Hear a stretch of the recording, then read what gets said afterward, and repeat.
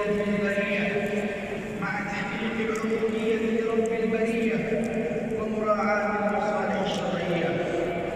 والمسلم حقا من كان على بينة من أمره يعرف حريته وهدفه الذي يجب أن يحققه في حياته، فهو محب لله عابد له مخلص له الدين مستسلم خاضع لربه منقاد له بالطاعة مجيب لدعوته مستقيم على شرعته وفق ما أراد الله فلا ينحرف عن الجادة بغلو أو جفاء. وهذه الأوصاف والخصائص تنتظم كل مسلم موحد لزم دين الإسلام الذي ارتضاه الله لنا ولا يقبل من أحد سواه، كما قال تعالى: ورضيت لكم الإسلام دينا. وقال جل شأنه: ومن يبتغي غير الإسلام دينا فلن يقبل منه وهو في الآخرة من الخاسرين. وهو دين الوسط في كل الأمور عقيدة وشريعة وآدابا وأخلاقا.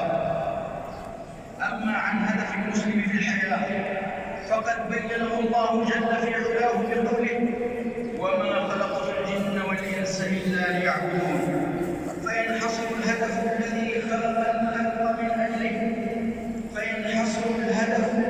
خلق الخلق من أجله في عبادة الله. إخوة الإسلام، لقد أكرمنا الله بهذا الدين الحنيف واختار لنا شرعا سمحا ميسرا لا مشقة فيه ولا عسر، وهذا من مظاهر عظمة هذا الدين.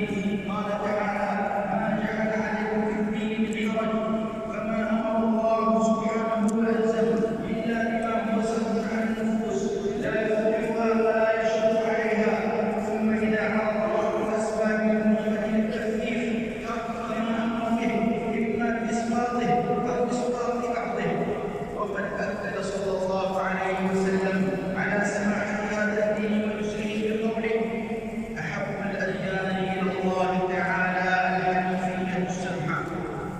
عباد الله، وإذا ما تساءلنا ما السبيل لفهم يسر الإسلام وسماحته، فالجواب: إنه لا يمكن فهم ذلك حقا إلا من سيرة النبي صلى الله عليه وسلم، فخير الهدي هديه، وقد جعله الله على شريعة تتسم بتحقيق المصالح وموافقة الفطرة وإمكان العمل بها وامتثالها.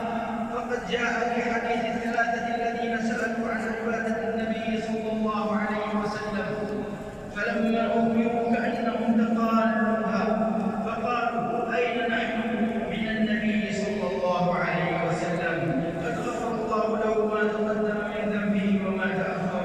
قال أحدهم: أما أنا فإني أصلي الليل أبدا. وقال آخر: أنا أصوم الدهر ولا أفطر. وقال آخر: أنا أعتزل النساء ولا أتزوج أبدا. فجاء رسول الله صلى الله عليه وسلم فقال: أنتم الذين قلتم كذا وكذا؟ أما والله إني لأخشاكم لله وأتقاكم له، لكني أصوم وأفطر وأصلي وأرقد وأتزوج النساء، فمن رغب عن سنتي فليس مني. وهكذا هي سنة الرسول صلى الله عليه وسلم، وسط بين الإفراط والتفريط. ومن تأمل حسن هذا الدين ونقاءه وصفاءه وبهاءه ويسره